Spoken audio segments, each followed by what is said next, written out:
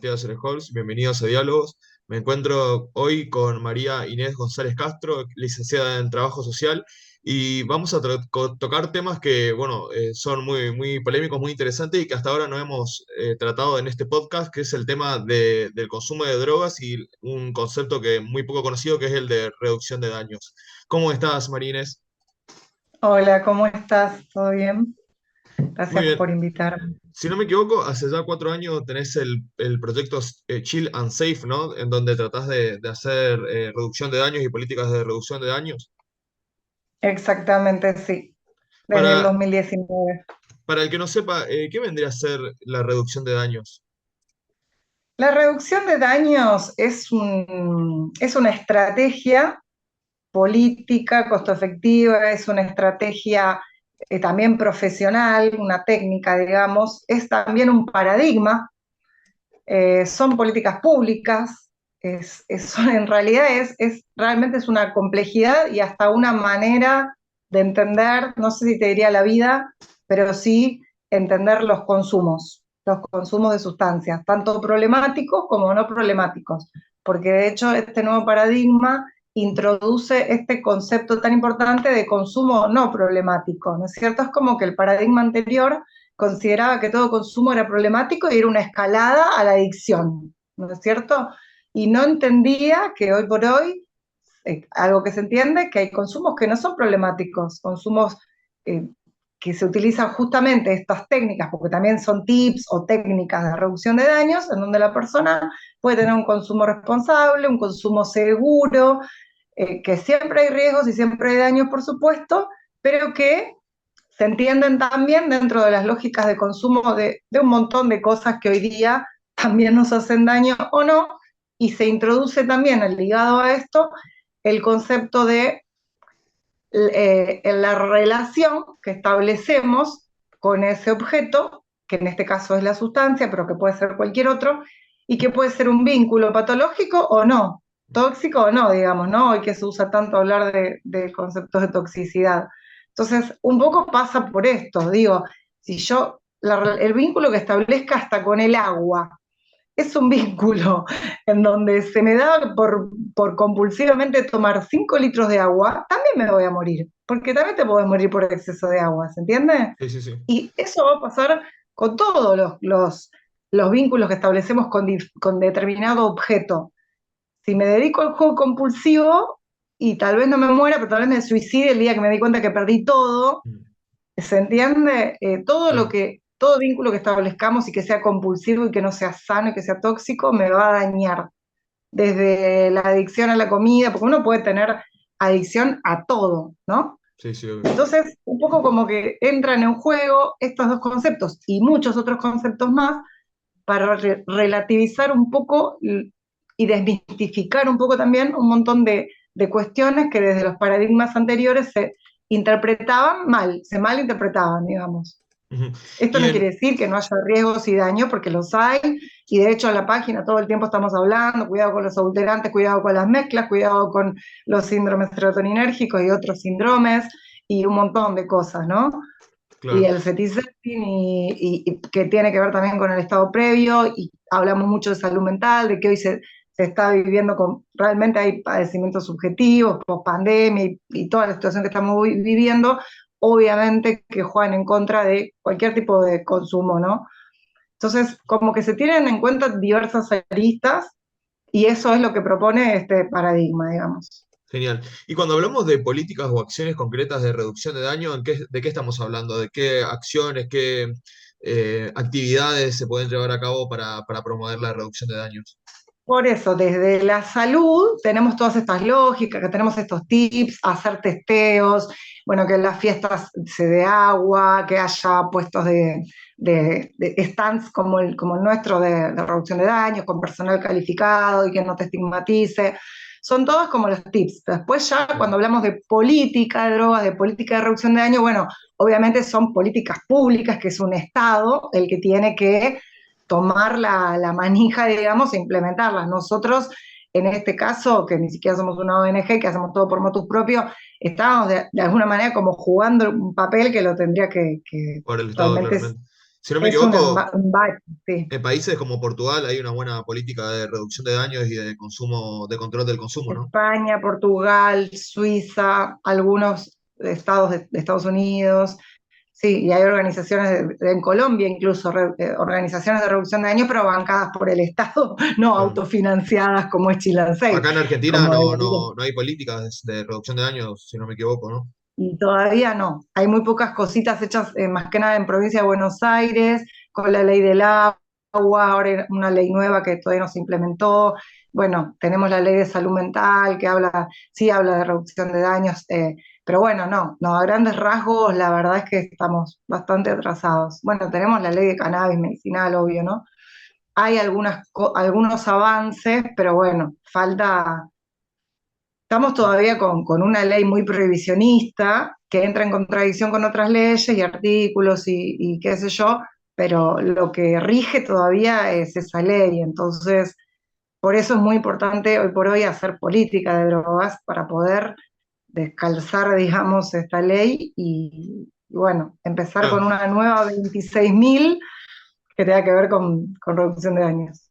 lo que yo veo es una contradicción bastante importante entre lo que es la postura prohibicionista que promueve el Estado argentino y las políticas de reducción de daño, ¿no? Es difícil complementar la reducción de daños con el prohibicionismo.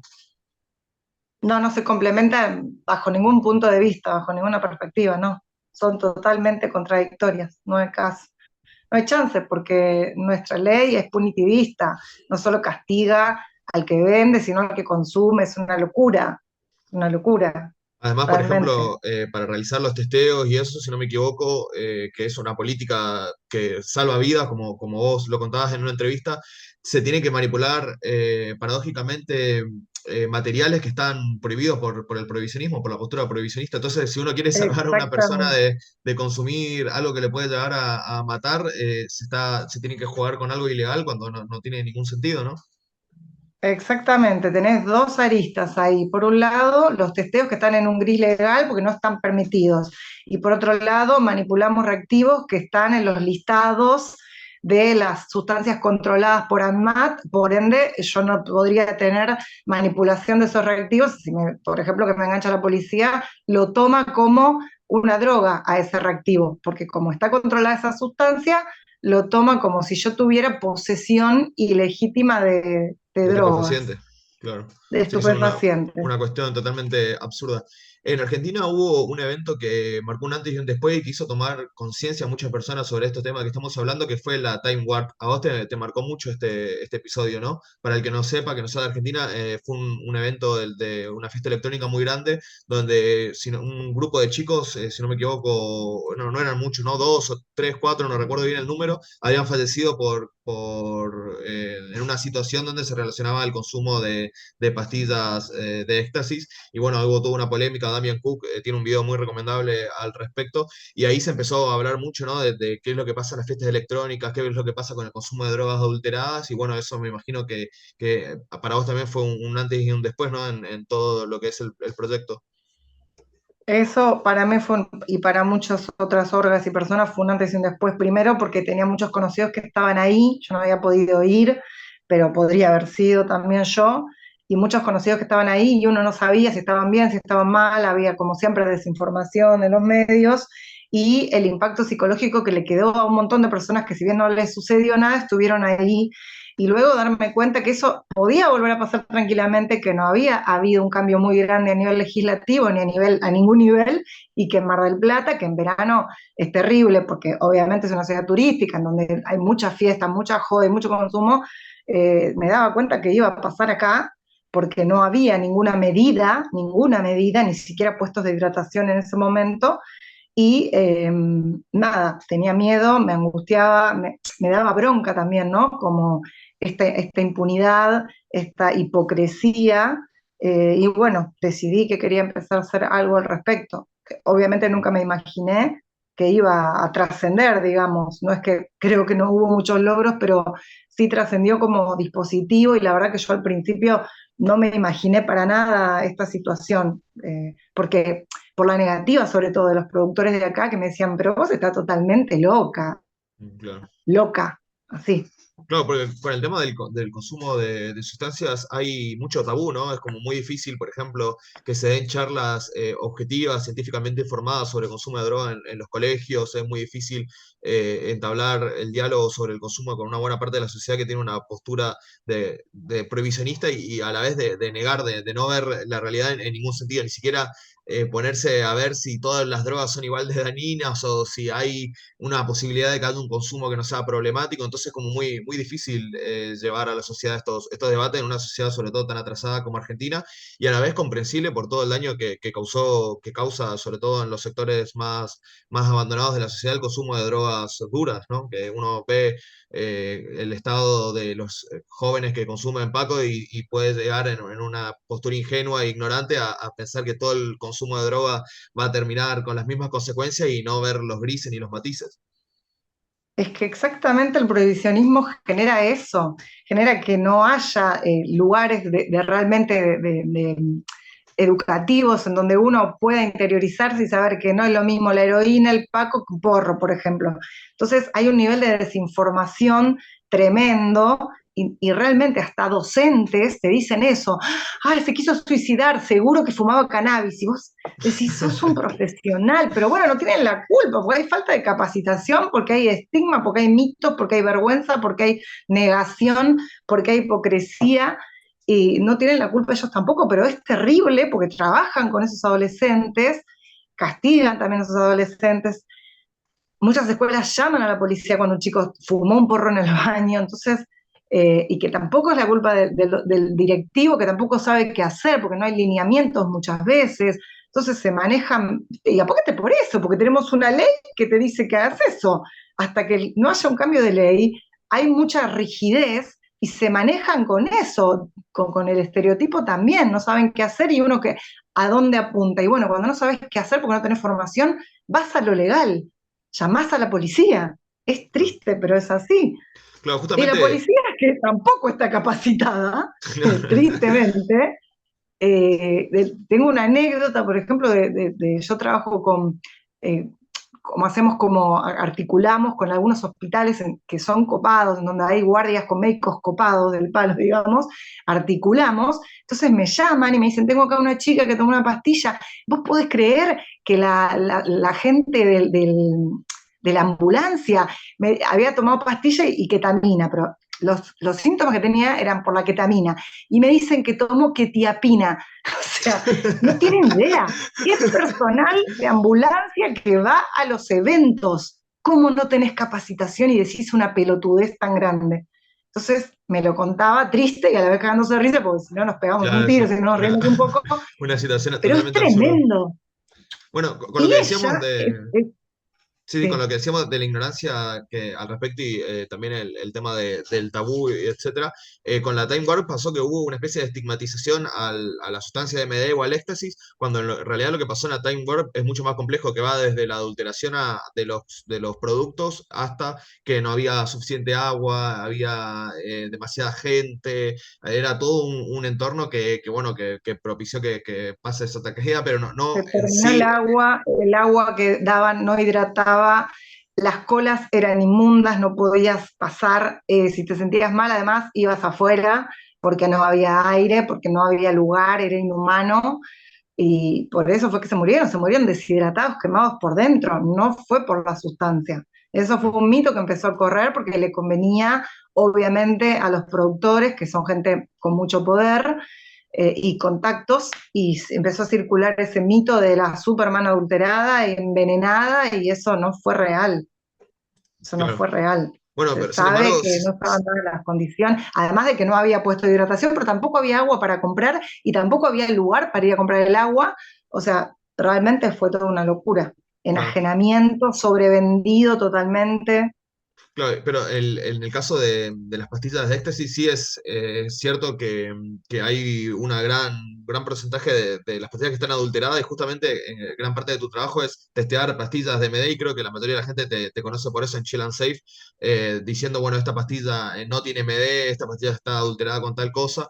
Contanos un poco de ese trabajo, el trabajo en concreto de los testeos y en qué consiste. Bueno, sí, de un tiempo a esta parte, mejor dicho, desde la pandemia se empezaron a adulterar muchísimo las sustancias. Hubo un momento en donde directamente adulteraban tanto que no tenía MD, la gente se empezó a dar cuenta y empezamos a testear. Y empezamos a ver que había mucha cafeína, empezamos a ver que había poco MD, empezamos a ver que había pseudoefedrina, empezamos a ver que había catinonas, y bueno, empezó a haber como una movilización también de la gente. Hoy por hoy estoy viendo que hay como un cambio, si bien hay un montón de pastillas de malísima calidad adulteradas, hay como un cambio y están usando como otras estrategias, están adulterando con varias adulterantes, pero en pocas dosis, en poca proporción. Igual eso genera una sinergia, eso lo estamos viendo gracias a los cromatógrafos, genera una sinergia y la persona siente efectos fuertes y creen que es porque hay una alta dosis de DMD, lo cual no es real, pero sí lo que sienten es como una potencia en el efecto. Es como que los cocineros van cambiando de estrategia a medida que los consumidores se van dando cuenta de lo que va pasando. Y esto es gracias a que hoy estamos usando cromatógrafos, gracias a CONICET, a los ñoquis de CONICET, estamos usando cromatógrafos y estamos pudiendo ver realmente con técnicas sofisticadas, que no son las que uso yo, que son técnicas preliminares y que no tienen mucha certeza. Hoy por suerte estamos viendo realmente todos los componentes, porque yo muchas cosas las trataba de adivinar, porque hay colores que me dan estos testeos que significan un montón de cosas y uno por contexto más o menos va sacando. Generalmente se usa lo más barato, vas viendo lo que hay en tu país, vas viendo lo que circula y también por efectos, como ahora hay una red importante en Chile, de médicos, de toxicólogos por efectos, más o menos vamos como adivinando, porque tristemente es así, hasta bueno, hasta ahora que se puede usar el cromatógrafo y ya sabemos con certeza Claro. algunas hipótesis que teníamos que eran ciertas. Sí, hace poco, bueno, pasó lo de la cocaína adulterada, donde falleció también varias personas. En el caso de la pastilla MD, ¿con qué ingredientes se lo adultera que son los más peligrosos, por ejemplo? Y por lo que estoy viendo ahora en cromatógrafo con efedrina, eh, hay algunos subproductos que se dan, que pueden llegar a ser más o menos peligrosos, que se dan por la mala síntesis o la mala conservación del MDMA o la mala calidad. Son subproductos, no están puestos de manera intencional, pero pueden generar alguna complicación. Y bueno, se adultera con ketamina también. Claro. Eh, en otros países también se han visto con fentanilo, con algunos otros opioides. En teoría, en Argentina no sabemos. Hay como rumores de que el TUSI sí se le está poniendo opioides. Yo no he testeado, hasta ahora yo Claro. no he visto Bueno, opioides. el caso de Tusi es muy curioso porque la gente, hay como una moda del Tusi, ¿no? La gente lo quiere consumir, lo busca, pero nadie sabe lo que es el Tusi. O sea, el Tusi es una sustancia en sí misma y hay gente que te dice, no, es Tusi. ¿Y qué es? Es pastilla picada con ketamina. Y vos decís, ¿eso qué tiene que ver con el Tusi? O agarran ketamina saborizada de frutilla y dicen que es Tusi. Hay todo como un negocio muy turbio atrás del Tusi que nadie sabe lo que está tomando y es bastante peligroso. Sí, está pasando eso y hay gente que incluso me dice, no, porque mi dealer vive en Holanda y trae Tusi de allá. Ah, sí, trae Tusi B. Sí, sí, ella me dice que es Candy Flip. No le digo. Claro, o sea, la gente mezcla todo. Yo digo, pero eso no es Tusi, eso es Candy Flip, que en realidad lo genera uno, lo hace uno esa mezcla, digamos, no te viene Claro. ya el Candy Flip. Pero bueno, o sea, hacen unas mezclas de ideas, de conceptos, que es increíble. Y creen al dealer, le creen, Dios, todos te juran y te perjuran que su dealer es su mejor amigo, que trae cosas buenas y siempre es de Holanda, Sí, y sí. nada, y toman una porquería de mezcla, de sí, ketamina, cocaína, pastillas viejas molidas, y andás a ver, porque como ahora encima por Telegram te venden antipsicóticos, antidepresivos, ansiolíticos y de todo tipo de cosas, benzodiazepinas, barbitúricos, andás a ver si no le muelen un poco de eso. como para que queden más volados y Eso crean realmente.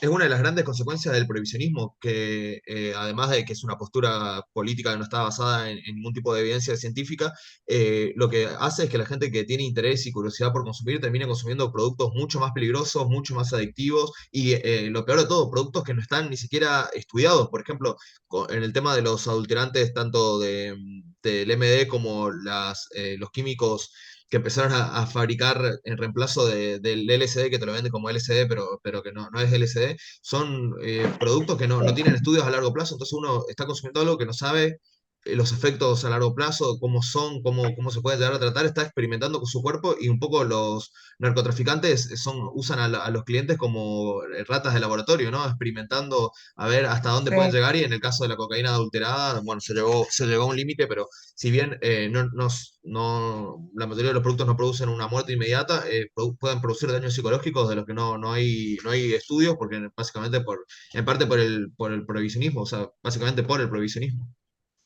Es que eso es lo que está pasando con las nuevas sustancias psicoactivas, como por ejemplo con las catinonas, que se están usando mucho y que no se sabe lo que va a pasar. Tal vez nada, pero seguro que algo sí. Se sabe que son un poco más neurotóxicas. Igual hay un montón de catinonas diferentes, algunas mejores y otras peores, pero sí se sabe que son más neurotóxicas que el MD, que es la sustancia que imitan, pero no se sabe mucho más y no sabemos a mediano plazo o a largo plazo qué consecuencias va a traer. No se sabe y ese es el problema. Y el problema también es que como no están estudiadas, cuando una persona cae en una guardia y tomó una catinona, muchas veces no se sabe bien qué hacer, o cuando no se sabe qué tomó directamente, muchas veces no se sabe bien qué hacer. Entonces, trae toda una complejidad, no se sabe qué pasa con las mezclas, eso también, porque son sustancias muy nuevas, entonces no se sabe con qué no mezclar, cómo consumir, y sí, claramente consecuencia del prohibicionismo, porque si esto estuviese investigado, estuviese estudiado, sería todo mucho más sencillo. Además de Claro. que habría otra conciencia que hoy no hay y que por eso le creen al dealer, porque no hay información, no hay evidencia científica, entonces no tienen idea justamente de esto, ¿no? Que el TUSI no es TUSIB. Y lo toman recontentos porque como les hicieron creer que es de la elite, entonces debe ser algo bueno, entonces lo toman recontento y es algo bastante, eso sí que es algo bastante complicado y sí o sí trae consecuencias. Claro, el tema Sí. del LSD, por ejemplo, que es una de las drogas más interesantes de la mayoría de la gente que tiene curiosidad por el mundo de la psiconáutica, como le dicen, le interesa mucho la sustancia psicodélica, el LSD es una de las más conocidas.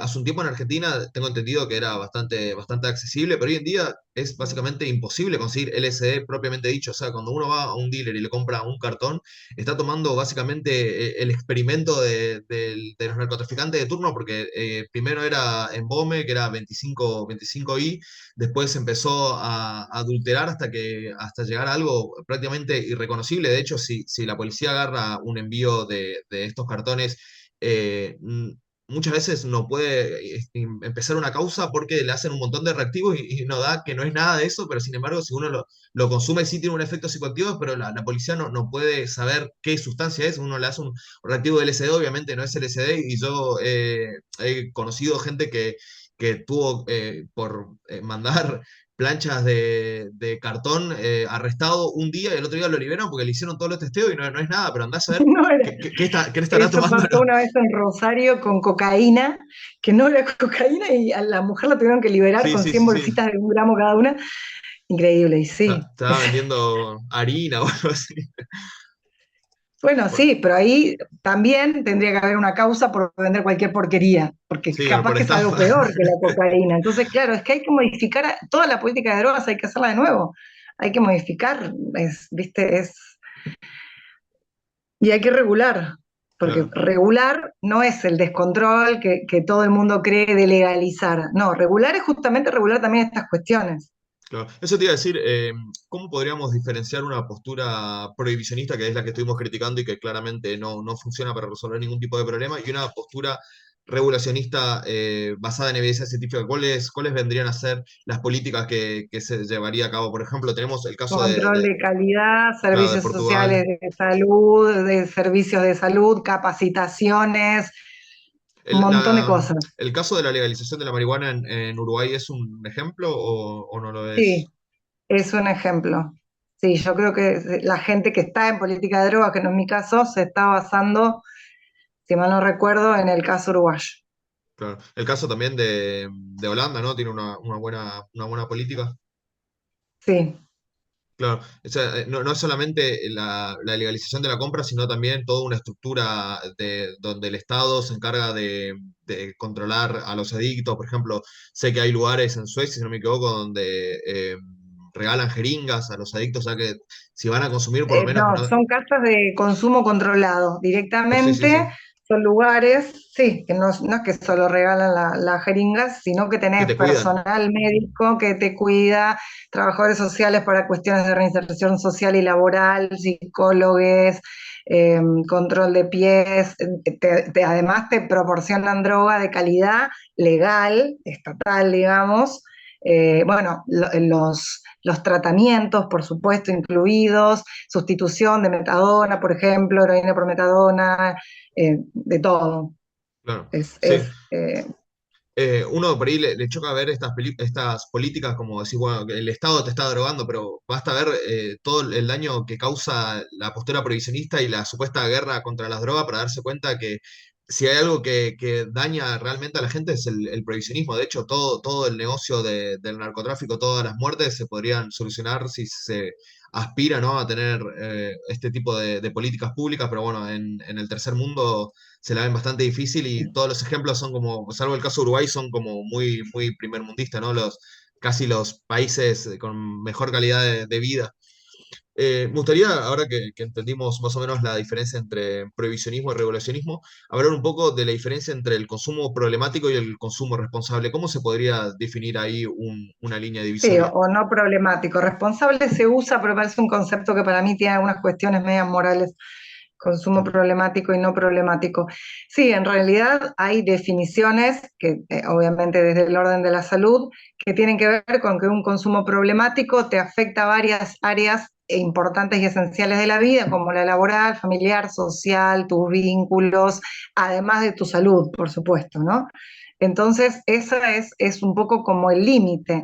Si vos tenés un consumo que te afecta tu trabajo porque te echaron, y bueno, fue problemático. Ni hablar si, por más que no tengas una adicción, por eso es importante distinguir esto, de pronto un día te fumaste un porro y te pisó un auto, fue problemático ese consumo, claro, ¿no? Es un concepto que también habla de eso.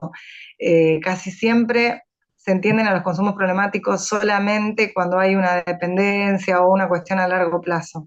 Y la verdad es que un consumo problemático también pudo haber sido de una sola noche. Tomaste alcohol, conduciste hasta tu casa y te mataste, como pasó con tres chicas hace poco saliendo de una fiesta hace una semana en Buenos Aires, que iban en el auto y iban a una velocidad tremenda, estaba mojada la ruta, el asfalto, perdón, y se mataron, se volcaron y se mataron. Y bueno, probablemente no eran adictas, sin embargo, ese consumo fue problemático, terminó en muerte y era una droga legal, como el alcohol.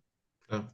Sí, el alcohol es, de hecho, una de las drogas que más muertes provoca, incluyendo las drogas ilegales. Es el tema de que esté normalizado, ¿no? Que esté socialmente bien visto, no quiere decir que no traiga un montón de problemas de salud pública. Muchos jóvenes, por ejemplo, tienen totalmente normalizado salir, qué sé yo, a tomar una birra todos los días después del estudio o del trabajo y es un consumo rutinario que puede tranquilamente ser un consumo problemático.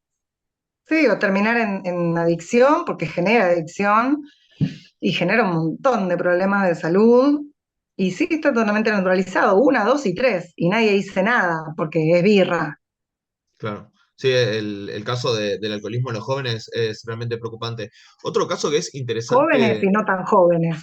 sí, totalmente, que es interesante analizar es la normalización que tuvo el consumo de marihuana recientemente, ¿no? De pasar a ser la sociedad totalmente cerrada al consumo de la marihuana, empezó como a aceptarse cada vez más y empezó, desde mi punto de vista, una visión un poco ingenua de la marihuana, una visión en la que era muy de la vieja escuela, ¿no? La medicina, la planta medicinal, que no tiene ninguna consecuencia a largo plazo, cuando sí hay estudios de que el consumo prolongado a largo plazo de marihuana está relacionado con problemas de ansiedad, con problemas psicóticos en la gente que tiene tendencias genéticas a la psicosis, y empezó también otro tipo de ignorancia. La primera ignorancia era la de satanizar la marihuana como si fuera lo peor que hay, equivalente a la cocaína, a lo contrario, que es la idealización de la marihuana como no tuviera ninguna consecuencia negativa, cuando eso es falso. ¿Cómo es este fenómeno? Sobre todo teniendo en cuenta la epidemia de problemas de ansiedad y de depresión que está habiendo después de la pandemia, ¿no?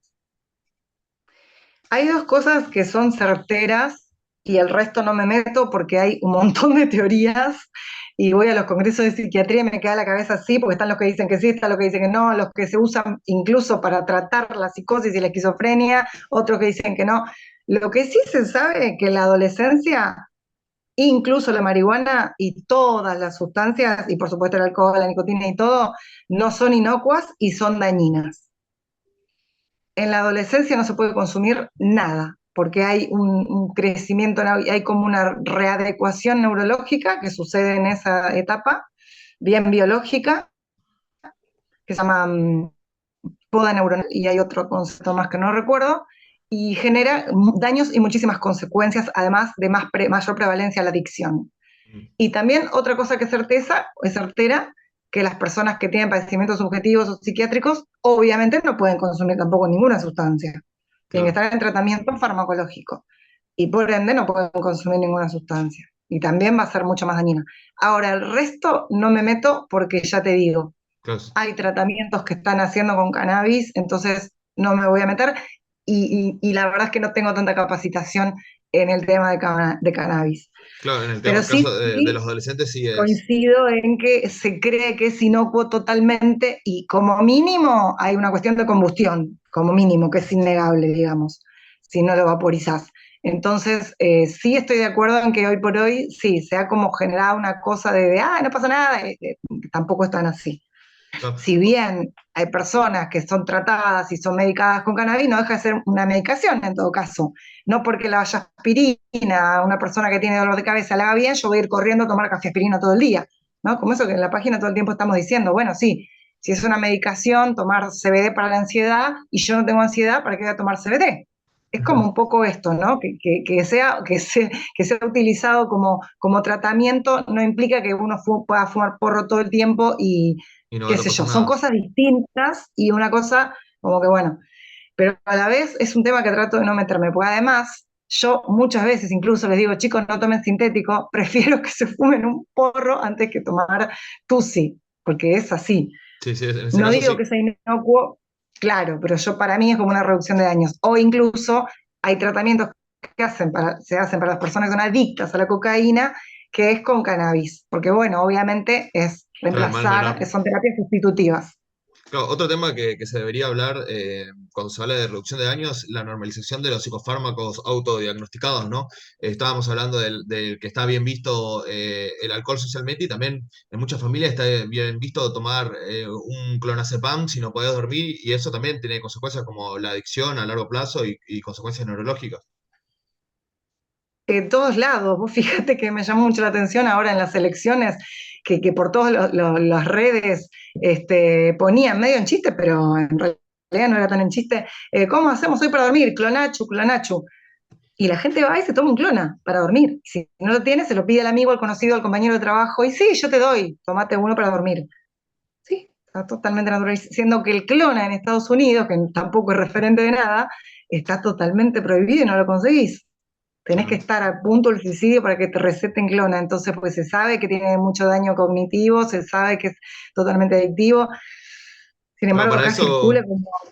para los que quieran informarse sobre eso, recomiendo mucho el libro Bad Pharma de Ben Goldacre, es un divulgador científico médico que habló de cómo la industria farmacéutica también ocultó bastante de los efectos adversos de la benzodiazepina y de otros psicofármacos y bueno, tiene efectos adversos que son bastante importantes. Bueno, para cerrar me gustaría Esta, que perdóname, hablemos... ¿esta es una serie también? No, no, no, es Un un documental? libro, un libro. Yo me estoy tratando de acordar un documental de Netflix que también hablaba de eso y que yo lo recomendé en su momento y ya me lo olvidé. Ah, mira, Que lo bueno, vi, pero no recuerdo el nombre. Bueno, ya pero para los después pásamelo. oyentes, dale, dale. O Para volví a decirlo, así queda en el Eh, Instagram mío. Mala Pharma o Bad Pharma de Ben Goldacre es el libro que recomendé. Justamente para ir Gracias. cerrando, me gustaría, María Inés, que me comentes algún libro o alguna página o material que sirva para la gente que se interesó en estos temas para seguir profundizando. Se puede hablar, por ejemplo, de, bueno, la obra de Antonio Escotado, que escribió mucho sobre drogas, o El gato y la caja, tiene un libro muy bueno, un libro sobre drogas. ¿Qué nos podrías Yo recomendar? siempre recomiendo, para empezar, para la persona que nunca tuvo contacto con el tema, un libro sobre drogas del gato y la caja, para mí siempre digo que es la Biblia, porque sí, porque es completa, porque no es superfluo, tiene un nivel de profundidad, pero empieza desde lo más básico, así que es llevadero, uno va entendiendo y va teniendo un nivel de complejidad. Y después hay otros libros del gato y la caja siguientes, digamos, pero para mí, para empezar, ese es. Y además es gratuito online. Entras a la página, que es El gato y la caja, es una web, y te lo descargas online. Lo Y lees online, perdón. documentales o algo así, si querés recomendar, o sitios web. Está todo en mi página y yo tengo una memoria terrible, pero En la está página de todo Chill en and mi Safe, página. genial. Sí, me escriben y yo ahí los voy mandando a las destacadas en donde están los documentales, que son un montón. Dale, genial. Bueno, muchas gracias, Marinés. Podemos ir cerrando. Te agradezco por el tiempo y Gracias a bueno, vos. espero que nos encontremos en algún evento. Ojalá. Chau, chau y muchas gracias. Saludos. Chao.